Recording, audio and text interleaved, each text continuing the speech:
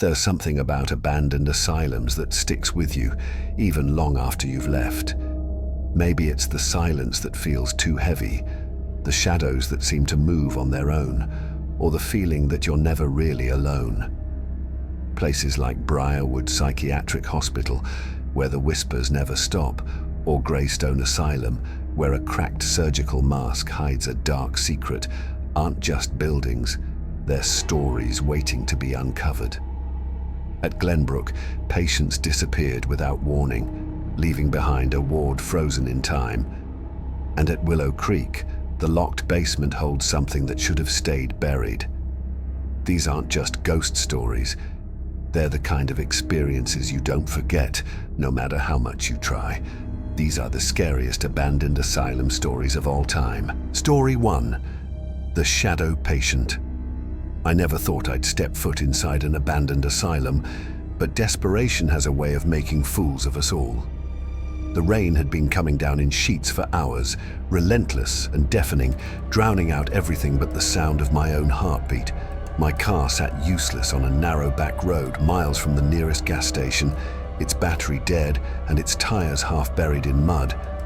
I'd already tried calling for help, but my phone was just as lifeless as the car. That's when I saw it. Through the wall of rain, a hulking structure loomed against the dark sky. Briarwood Psychiatric Hospital.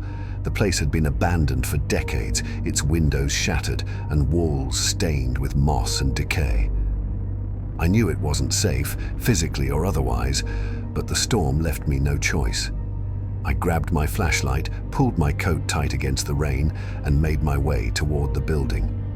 The massive front doors were boarded up, but I found an entrance through a shattered window on the side. The glass crunched under my boots as I climbed in, and the air inside hit me like a wall. It was cold and damp, thick with the smell of mold and rot. I stood there for a moment, letting my eyes adjust to the dim light. The beam of my flashlight swept across the room. Old furniture, scattered papers, and what looked like the remains of a rusted wheelchair. The place was a mess, but it would do. At least I was out of the rain. I moved deeper into the asylum, my footsteps echoing in the vast, empty halls. Most of the doors were locked or jammed shut, their peeling paint and rusted hinges a testament to how long this place had been left to rot. But there were clues everywhere, signs of what this building used to be. A gurney lay overturned in the middle of a hallway, its straps still hanging loose. A stack of patient files sat on a desk in one of the offices, yellowed with age. And then there were the walls, covered in strange scribbles and graffiti. Among the usual nonsense, names, dates, crude drawings, one phrase caught my eye. "Don't trust the patient in 217. The words were scratched deep into the plaster, almost like whoever wrote them wanted to make sure they couldn't be erased. I stared at them for a long moment, the flashlight beam trembling slightly in my hand. I told myself it didn't mean anything, just another piece of the asylum's grim history, another mark left by someone who'd been trapped here long ago. But even as I moved on, I couldn't shake the feeling that I wasn't alone. The whispers started about an hour after I arrived. At first I thought it was the wind, just the storm outside slipping through the cracks in the walls. But the more I listened, the more I realized it wasn't random. The sounds were faint, almost imperceptible, but they had a rhythm, a cadence. Words I couldn't quite make out. I wandered through the halls, following the sound. My flashlight flickered occasionally, and each time it did, my chest tightened. The whispers seemed to grow louder as I moved deeper into the asylum, guiding me, or luring me, toward something. Eventually, I found myself in front of a door. Room 217. The handle was rusted, and the wood was warped with age, but the door itself was slightly ajar. Every other door I'd tried had been locked or sealed shut, but this one had been left open, as if waiting for me. I hesitated, my heart pounding in my ears. The scribbled warning I'd seen earlier echoed in my mind. Don't trust the patient in 217. But curiosity, or maybe stupidity, one out. I pushed the door open and stepped inside. The room was small and bare, with a single wheelchair sitting in the center. Its leather straps hung loose, the buckles tarnished with age. On the floor beneath it was a file, its edges curled and yellowed with time. I bent down, picking it up carefully, and shone my flashlight on the cover. Shadow patient transfer denied. The name sent a chill down my spine, but I opened the file anyway. Inside were pages of notes detailing what could only be described as experiments. The patient, identified only as 217, had been subjected to something called isolation therapy. The doctors had believed their psychosis was tied to external stimuli and had tried to cure them by keeping them in complete darkness for weeks at a time. The patient had insisted they weren't alone in the room. They claimed that the darkness had a presence, a shadow that moved with them, spoke to them, and eventually became a part of them. The notes grew more frantic as the experiments continued, with the doctors reporting strange phenomena, objects moving on their own, inexplicable cold spots, and a sense of being watched. I closed the file, my hands trembling. The air in the room felt heavier now, suffocating. I needed to leave. As I turned to go, the wheelchair creaked. I froze, my flashlight swinging toward the sound. The chair was empty, exactly as it had been before, but it had shifted just slightly, as if someone had pushed it. The whispers started again, louder this time. I bolted. The hallway stretched out before me like a maze, twisting and turning in ways that didn't make sense. My flashlight flickered wildly, plunging me into brief moments of total darkness. And in those moments, I saw it. A shadow, not cast by anything, moving just out of reach. I ran faster, my breath coming in ragged gasps. Every time the light flickered, the shadow was closer, on the wall, on the floor, stretching out toward me with long, spindly arms. Finally, I found the window I'd climbed in through. I scrambled out, cutting my hands on the broken glass, and stumbled into the storm. The rain was ice cold, soaking me to the bone, but I didn't care. I just ran, not stopping until I was miles away. It wasn't until I reached a gas station, my hands still trembling as I fumbled for the payphone, that I noticed it. My shadow. It wasn't moving right. The light from the street lamp cast it perfectly on the pavement, but as I stood there gasping for air, it shifted, just slightly, just enough to let me know I hadn't escaped. And then I heard it. A whisper. So faint, I almost thought I imagined it. You're mine now. Story 2. The Forgotten Ward. I was hired to clean up old buildings slated for demolition, but no one warned me about Glenbrook Asylum. On paper, it sounded like any other gig. Go in, clear out the debris, and take inventory of anything that might have value. It was routine work, the kind of thing I'd done 100 times before.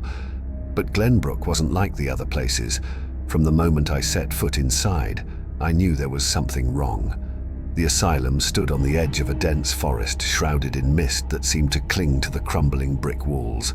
Vines crept up the sides of the building, and most of the windows were broken, leaving jagged holes that stared out like empty eyes. My boss had told me the place had been shut down decades ago, its staff dismissed after accusations of abuse and neglect. He didn't mention the rumors, stories of strange disappearances and experiments that were never officially documented. The first floor was exactly what I expected, a mess of broken furniture, scattered papers, and graffiti-covered walls. The air was heavy with the smell of mildew, and my boots crunched over shards of glass and debris as I moved through the halls. It wasn't until I reached the back of the building that I found the stairwell. The door was rusted shut, with a heavy padlock securing it in place. It didn't make sense. Why would they bother locking up part of the building if the whole thing was abandoned? I should have left it alone, but something about that locked door got under my skin.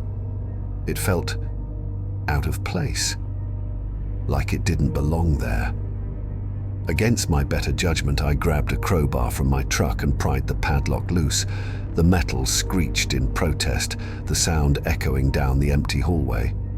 Behind the door was a narrow staircase, its steps covered in dust so thick it muffled my footsteps. The air grew colder as I descended, and the faint smell of damp earth replaced the mildew from above. At the bottom of the stairs, I found myself in a long, dimly lit corridor. The walls were lined with doors, each one labeled with a number and a nameplate. Unlike the rest of the building, this place felt untouched. There was no graffiti, no signs of vandalism, just an eerie silence that pressed in on me from all sides. The first room I checked was like stepping into a time capsule. A twin bed sat in the corner, neatly made as if someone had just left. A pair of shoes was tucked under the bed, and a stack of books sat on the nightstand. The air felt heavy, almost suffocating, and I couldn't shake the feeling that I was intruding. As I moved deeper into the ward, the unease grew stronger. Some of the rooms were empty, but others still held personal belongings, photographs, clothing, even journals. It was as if the patients had been evacuated in a hurry, leaving everything behind. That's when I saw the writing on the wall. "We're still here." The words were faint, scrawled in what looked like charcoal.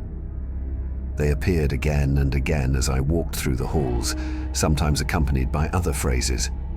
"They left us to die," or "Don't forget us." A low creak broke the silence, and I froze. The sound came from somewhere down the hall, like a door slowly swinging open. My flashlight beam shook as I turned toward the noise, but the corridor was empty. "Hello?" I called out, my voice sounding small and hollow in the vast space. No response, just the faint echo of my own voice. I should have left right then and there, but something kept me moving forward. Maybe it was curiosity.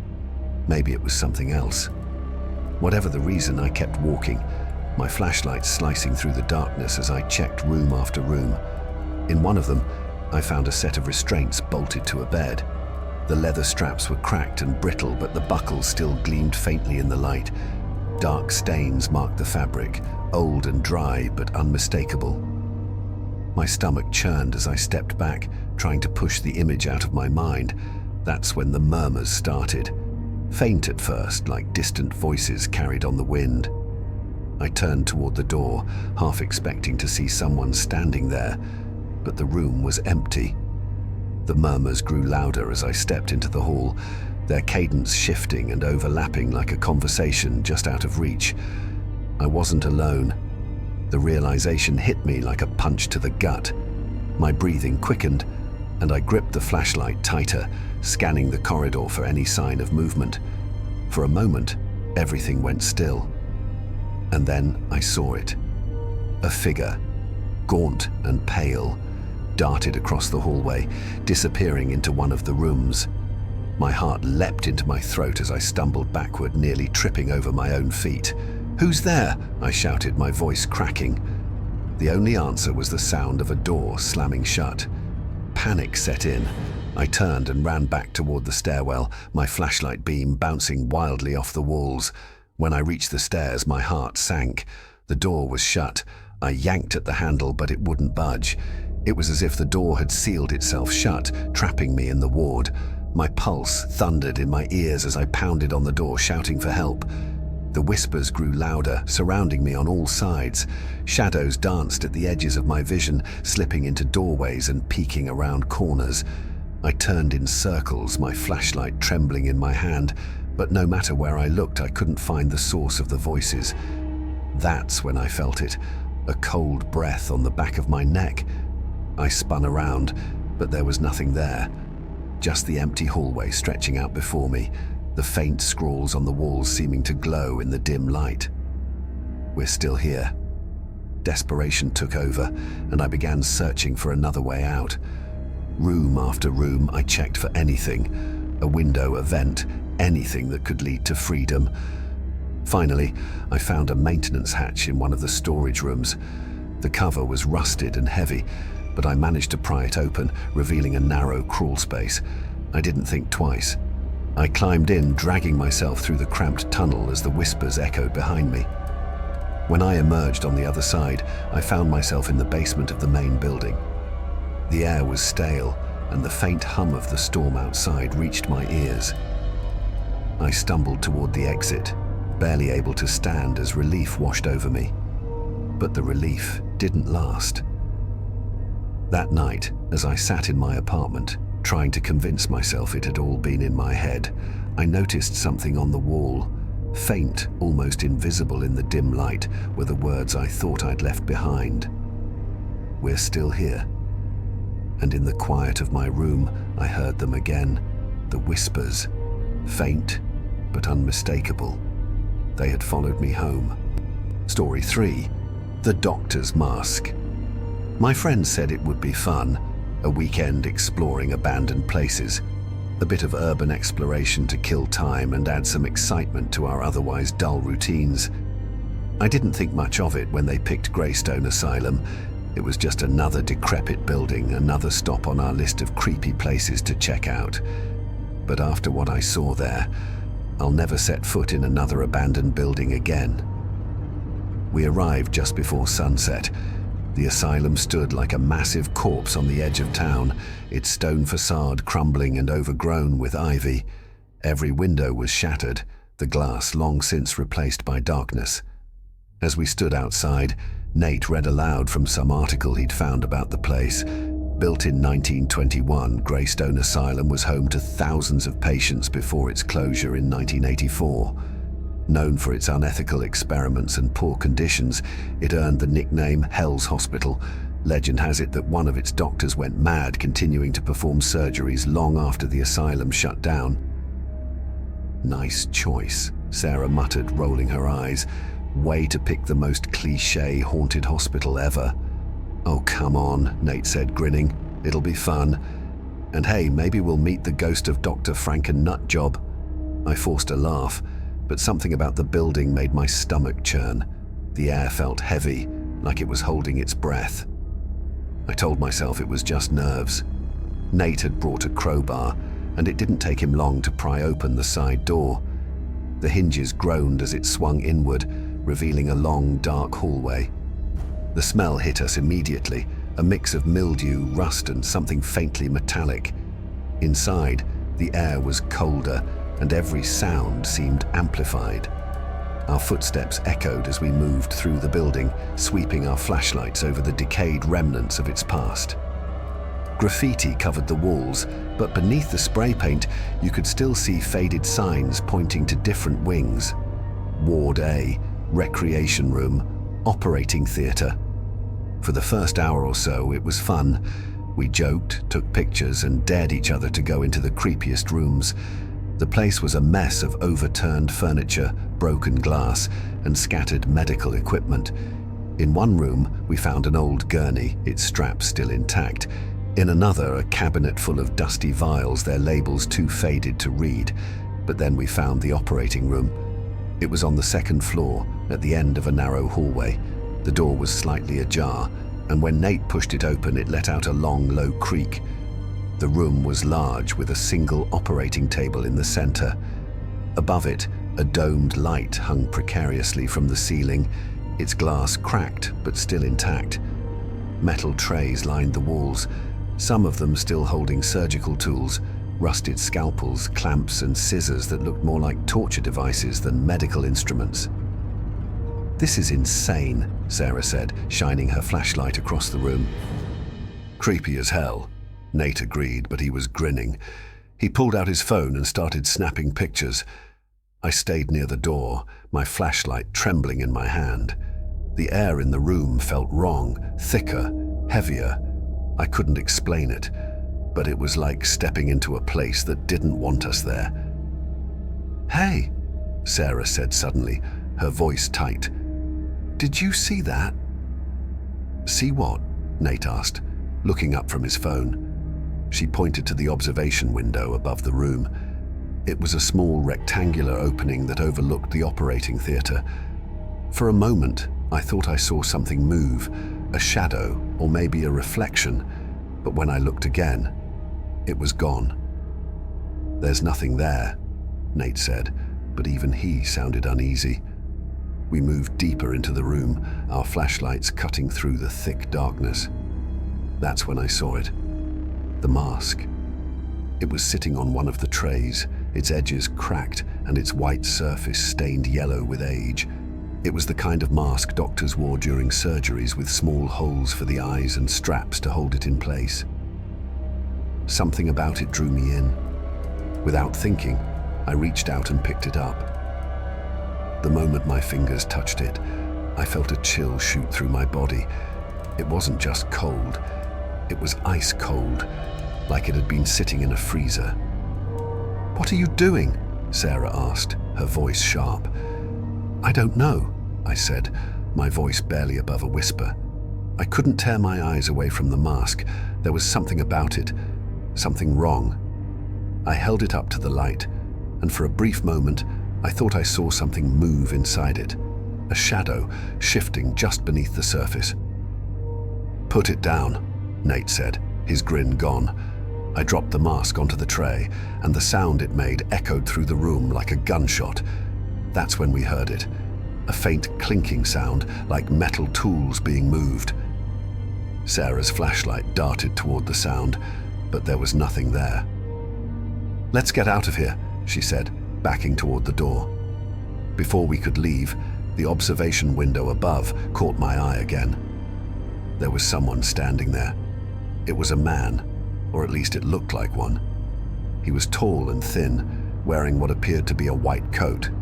His face was obscured by shadows, but I could make out the glint of something on his face. The mask. We bolted.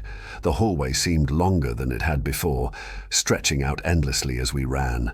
Our footsteps echoed wildly, the sound mingling with our panicked breaths. "Keep going," Nate shouted, but his voice sounded distant, like it was coming from the other end of a tunnel. When we reached the stairs, Sarah screamed. I turned just in time to see the figure standing at the far end of the hallway, perfectly still. He was holding the mask. We scrambled down the stairs, tripping over each other in our desperation to get out. When we hit the ground floor, the front door was wide open, and we burst into the night without looking back, but found no trace of him. I wish that were the end of it, but it wasn't. A week later, I woke up in the middle of the night to the sound of something clinking in my kitchen. I grabbed a flashlight and crept downstairs, my heart pounding. The kitchen was empty, but on the counter sat the mask. It was clean now, its surface gleaming in the dim light, and as I stared at it, I heard a voice whisper in my ear, "Your turn is coming." Story 4. The Locked Basement. When I bought the old mansion, I didn't know it had once been part of the Willow Creek Asylum grounds. It was a fixer-upper, sure, but it had charm, high ceilings, intricate woodwork, and plenty of history. The realtor mentioned the asylum in passing, almost like an afterthought. "Oh, and part of the property used to belong to Willow Creek Asylum," she said with a nervous laugh. "But don't worry, that was ages ago." I didn't think much of it at the time. I'd always been skeptical of ghost stories, and to me it was just an old house with some quirks. But that changed the day I decided to renovate the basement. The basement was a mess, dark, damp, and full of cobwebs. The previous owner had used it as a storage space, and it showed. Old furniture, boxes of junk, and piles of newspapers cluttered the room. I was clearing out a particularly large stack of boxes when I found it. A door hidden behind an old bookshelf. The door was small, almost like it was meant to be concealed. Its wood was warped, and its handle was covered in rust. But it was unmistakably a door. Something about it felt wrong. I hesitated, my hand hovering over the handle. The air seemed colder near the door, and the faint smell of mildew and decay seeped through the cracks. But curiosity got the better of me, and I gave the handle a twist. It didn't budge. The lock was old and rusted shut, but a crowbar and a little determination were all it took to pry the door open. Behind it was a narrow staircase, spiraling down into darkness. I stood there for a moment, staring into the void. Every instinct told me to shut the door and walk away, but something pulled me forward. I grabbed a flashlight and started down the stairs. The steps groaned under my weight, each creak echoing off the walls. The air grew colder the deeper I went, and the smell of decay grew stronger, mingling with something metallic. At the bottom of the stairs, I found myself in a narrow corridor lined with stone walls. The passage was long and winding, its floor covered in a thick layer of dust. As I walked, my flashlight revealed fragments of the past, rusted medical equipment, overturned gurneys, and old patient files scattered across the ground. Most of the files were too damaged to read, but one caught my eye. It was labeled Patient 47, Special Isolation Program. The file was brittle, its edges crumbling as I opened it. Inside were pages of handwritten notes detailing experimental treatments involving sensory deprivation. The patient had been kept in complete isolation for months, their only interactions coming through muffled voices from behind a padded door. The notes described how their screams would echo through the walls, growing more desperate with each passing day. I shivered, closing the file and setting it aside. That's when I heard it. A faint cry, so soft I almost thought I'd imagined it. I turned, shining my flashlight down the corridor, but there was nothing there, just shadows stretching into the darkness. "Hello," I called out, my voice trembling. The cry came again, louder this time. I swallowed hard, my pulse quickening as I moved deeper into the passage. The cries grew louder with every step, morphing into something inhuman.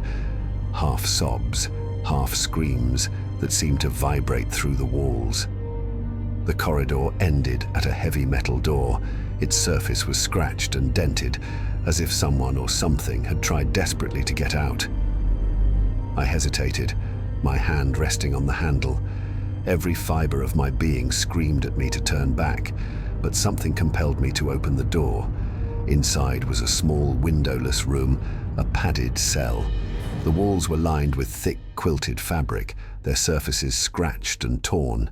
In the center of the room sat a single chair, its arms and legs bound with restraints. The leather was cracked and brittle, stained with something dark and dry. On the walls, the word "help" was scratched over and over again, some marks deeper than others. The cries stopped the moment I stepped inside. For a long moment, there was nothing but silence. Then the door slammed shut behind me. I spun around, my flashlight flickering wildly. The room seemed smaller now, the walls pressing in on me. And then I felt it, a presence, cold and suffocating, filling the air around me. My breath caught in my throat as the whispers began, soft at first, then louder, overlapping, until they became a cacophony of desperate voices. I tried the door, but it wouldn't budge. My flashlight flickered, plunging the room into darkness for a split second. When the light returned, the scratches on the walls had changed. The word "help" was gone. In its place was a single phrase, repeated over and over. "It's your turn."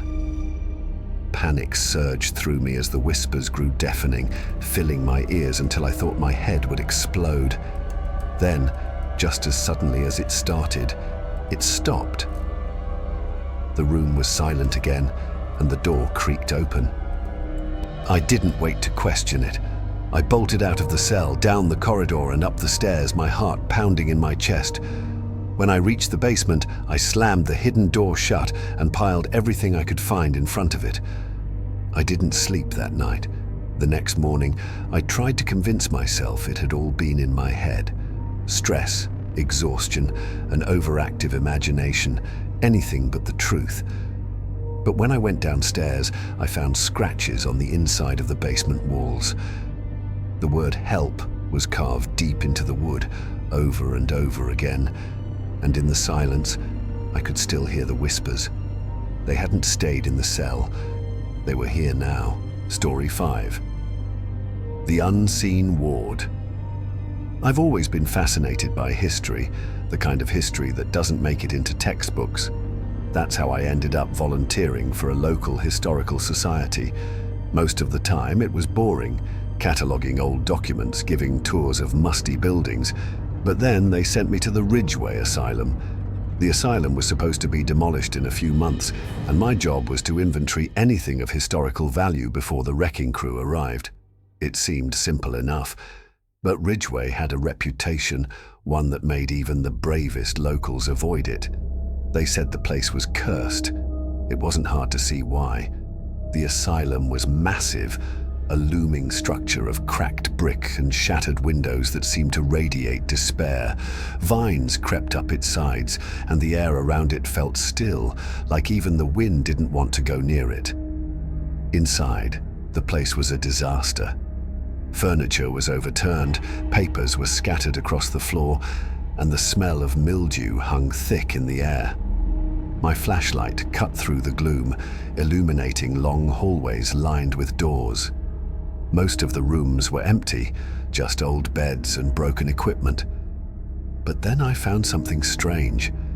In the records room, I came across a stack of patient files. Most of them were what you'd expect: medical histories, treatment plans, but one file caught my eye. It was labeled Ward 10, Restricted Access. There was no Ward 10 on the building plans I'd seen. Curious, I opened the file and began to read. It detailed a secret wing of the asylum used for patients deemed too dangerous or too unstable for the general population. The file mentioned experimental treatments, but most of the details had been blacked out. What stood out to me was a note scrawled in the margins: "Do not enter, unseen patients." I should have stopped there, but something about it pulled me in. I needed to know more. As I searched the records room, I found a blueprint tucked into a drawer. Sure enough, there was a section of the building marked Ward 10. It was in the basement behind a door labeled Maintenance Only. The stairwell leading down was narrow and steep, the air growing colder with each step. At the bottom, I found the door. The words Maintenance Only were barely visible beneath layers of grime. The lock was rusted, but with some effort I managed to force it open. Beyond the door was a long, dark hallway. The walls were lined with pipes that dripped condensation onto the floor, and the air was heavy with the smell of damp earth. My flashlight flickered as I moved forward, illuminating faded signs with arrows pointing toward Ward 10. The hallway ended at a set of heavy steel doors. They groaned as I pushed them open, revealing a large room filled with gurneys and medical equipment. Everything was rusted and covered in dust, but it was clear this place had once been used for something. That's when I noticed the rooms. Small, windowless cells lined the walls, each one with a heavy metal door. Most of the doors were ajar, revealing padded walls and broken restraints. But one door was closed. Room 13. The number was painted in red, and beneath it, someone had scratched the words, "Keep closed," into the metal. I stared at the door, my heart pounding. The silence was deafening, and for a moment I thought I could hear something, a faint shuffling sound like footsteps on the other side. "Hello?" I called out, my voice echoing. The sound stopped. I should have left. I should have turned around and walked out of that basement. But something pushed me forward. The door wasn't locked, and it opened with a low metallic creak. Inside was a small room, its walls covered in deep scratches. A single chair sat in the center, its straps hanging loose. On the floor was a pile of bones, small, broken fragments that looked human. As I stepped into the room, the door slammed shut behind me. I whipped around, my flashlight trembling in my hand. The room felt colder now, the air so thick it was hard to breathe. And then I heard it. A whisper, so faint I could barely make it out. "Why did you open it?" The voice was coming from behind me. I turned slowly, and for a moment, I thought I was alone.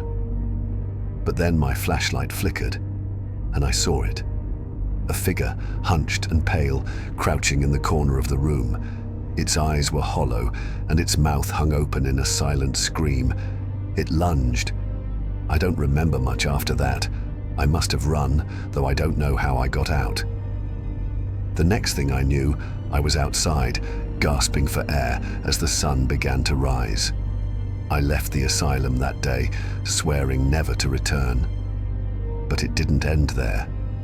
A few nights later, I woke up to the sound of scratching. When I turned on the light, I saw deep gouges on my bedroom door. The words, "Why did you open it?" carved into the wood. The whispers started after that. They follow me everywhere now.